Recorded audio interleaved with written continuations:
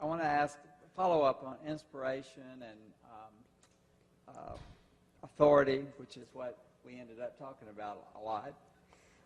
John, you used the word inerrancy when you talk about the Bible, and I'm curious to know what you mean by that, and how you reconcile whatever you mean with what you said tonight. And then, Aaron, I want you to talk about your views on inerrancy, teaching in a non-religious... Yeah, I don't have to teach about that. But you know it's out there, and you're in a non-religious context where a lot of your students use come from that perspective. That's right. Yeah. When evangelicals talk about inerrancy, it is immediately a term that's qualified in a couple ways. First of all, they say inerrant in the original documents, okay? And that's only we don't have the original documents. We all know that. It's convenient. Yes, isn't it? But that's only to say that we don't mean all of the copies that have been made since then. We all know scribes make errors. We all know that every manuscript that any scribe ever copied has errors in it. So that's really not making a statement about original documents that we don't have. It's making a statement about the ones we do have. Okay? Secondly, it would be qualified by saying it's inerrant in all that it affirms. Now, that's a significant qualification. Okay? So, for instance, the fact that the Israelites believed that they lived on a flat earth that was the center of the cosmos, that had one continent that was covered by a solid sky, has nothing to do with inerrancy. All the Israelites believed that. So this gets us at our prescriptive versus descriptive issue. The Bible is not trying to reveal a cosmic geography. The fact that every Israelite believed that thought processes, cognitive processes, took place in their entrails. Okay, that's their ignorance. They didn't know what the liver and the kidney did, and they assumed that it had cognitive process. They had no idea the physiology of the brain. But that's not what the Bible's revealing. So when the Bible talks about believing with your heart, it's not affirming a physiology of the entrails. Okay? So I think some of my students might sometimes think with their kidneys. Yeah, I think with my stomach. Anyway, it has those two qualifications. Okay? Doesn't count all of the scribal transmission issues, and it's in the things that it is affirming. Now, of course, it's a big trick to figure out what it is that it's affirming. There's the big elephant in the room, that what is it affirming? And people have differences of opinions about that. Does it affirm that women ought to wear head coverings, or doesn't it? Things of that, and those are controversial issues. But still, we know what we're shooting for. When we talk about inerrancy, it has that qualification. Now, besides those two qualifications, it also has to be put in the context of a historical discussion. That is, inerrancy became a big topic when a certain level of criticism came around that started saying, hold it, there was no Adam, there was no Abraham, there was no Moses, there probably wasn't even a David, the Red Sea never parted, the Ten Commandments were never written on stone by God's finger, these events didn't happen, these people didn't exist. A certain level of criticism that was skeptical. And it said those things didn't happen. It's in that context that the term inerrancy begins to have its most significant usage. Because the response was, hold it. If the Bible says there was a guy named Abraham, there was a guy named Abraham. And if it says that the waters of the Red Sea parted, then that's what happened. Okay? And so it becomes a way to affirm that there's a historical kernel, at least, behind these things. Do they need that? Who need that? So in the context of inerrancy arising as an important doctrine, especially within Protestantism or evangelicalism, would you see it as a facet of modernism? Okay. Yes, it is. We've talked about how history is different now compared to the way it would have been perceived. It's connected to modernism, and it's also connected to apologetics. Right. That is, we need to defend the Bible. People are attacking it, and so we need to defend it.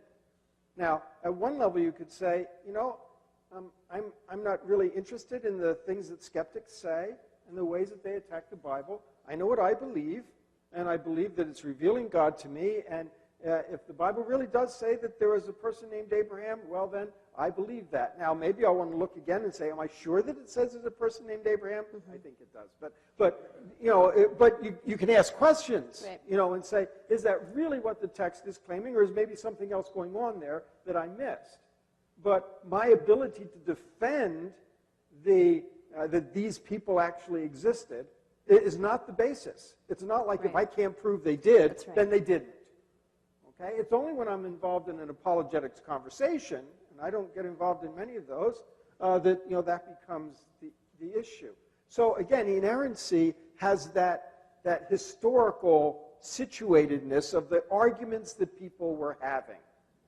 Okay? So when an evangelical proclaims a belief in inerrancy, they're talking about the fact that if the Bible claims something, and it truly is making that claim, then we believe it, that the Bible is being truthful.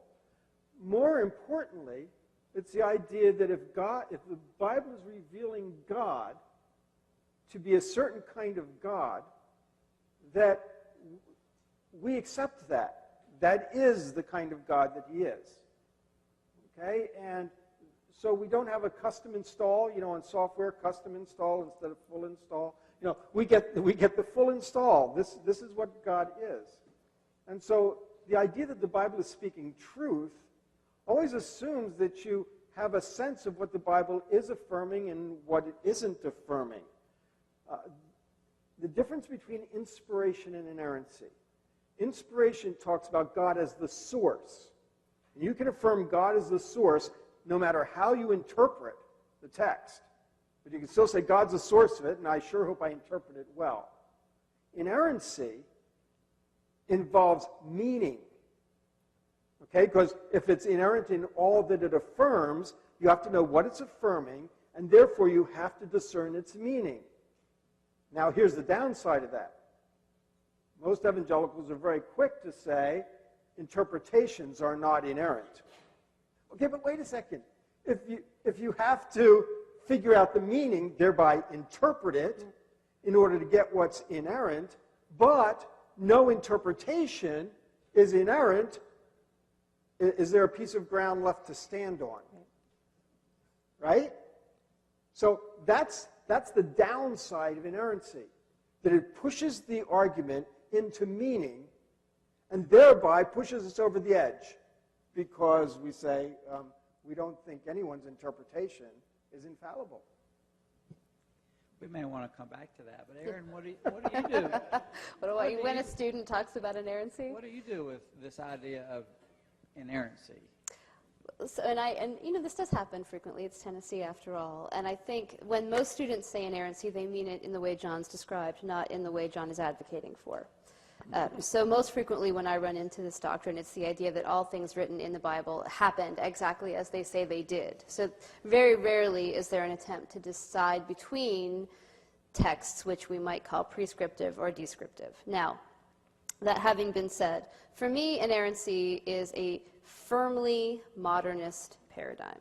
It is rooted 100% in the Enlightenment, in the sense that, the way most people use it, in the sense that, all right, so these things happened or they didn't, and I can verify that or I cannot. And now we're talking in scientific language.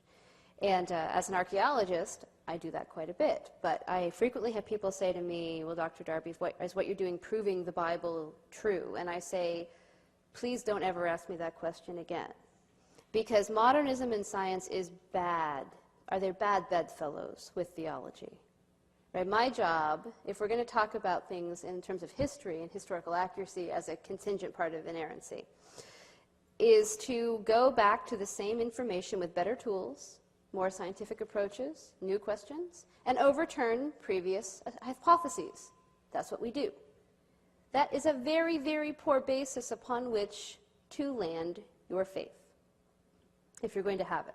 So I'm very uncomfortable with inerrancy when inerrancy has anything to do with historical accuracy. For all intents and purposes, we have zero scraps of evidence confirming the Israelites leaving Egypt and going into Canaan. That doesn't bother me as a reader, and there are plenty of people it doesn't bother theologically, but if your doctrine of inerrancy requires exactly as the Bible states it, the Israelites to have been in Egypt, all 600,000 what's? People plus their wives and children, or 600 families. Either way, depending on how you want to translate a word, you rise and fall on people like me doing the best we can, digging up stuff in the Middle East with the tools that we have. It's a very modern way of approaching the text. I suspect, however, that if inerrancy meant instead something along the lines of theological significance, things that aren't provable, that couldn't be provable anyway, then A, there would be less conflict for folks, because they wouldn't be so tied to the historical accuracy question or not. And what I tend to talk to my students about is I don't have to use inerrancy language. We talk about truth with a big T and truth with a little t.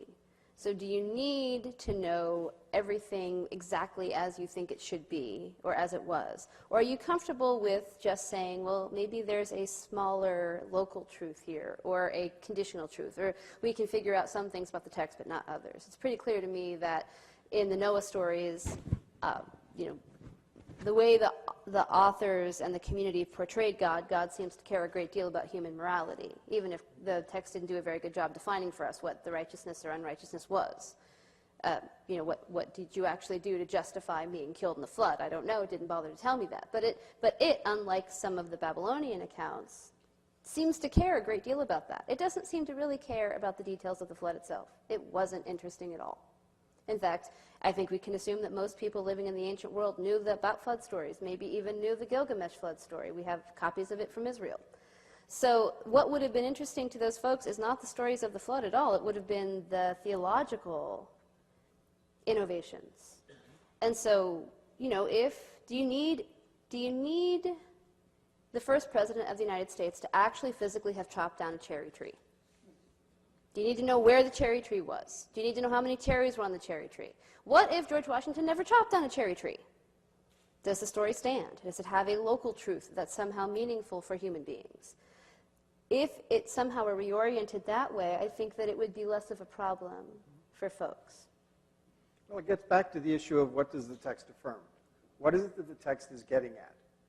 Now, again, I probably would go further in saying, I take some of those historical issues pretty seriously if I'm convinced the text wants to portray them that way, and I generally am, that it does want to do that. But still, even if you're convinced of that, that doesn't mean that it's portraying things in such a way that you could reconstruct the history. When I look at a Picasso Cubist portrait of some woman, okay, most of his models, we know who those people were, and we have photographs of them. But if you tried to take his painting and say, okay, I'm going to reproduce what this person would have looked like in real life so I'd recognize him when I pass him on the street, good luck with that. Okay? And if you ask Picasso, well, why do you paint such rubbish? He would disagree. He would think he was portraying something of truth. Right. It's just a different truth than what you might be looking for in a photograph. Right. And that shows us that different people look for different kinds of truth. You'd be silly to take Van Gogh's Starry Night and try to match that up to a Hubble telescope picture and decide which one's true. You just say, well, that's not what you do with that. It's just not how that works. And that doesn't make Van Gogh's portrait any less true of the Starry Night. It's just not a Hubble deal. It's not intended to work that way. So I think we have to be careful to use it the way it intends to be used.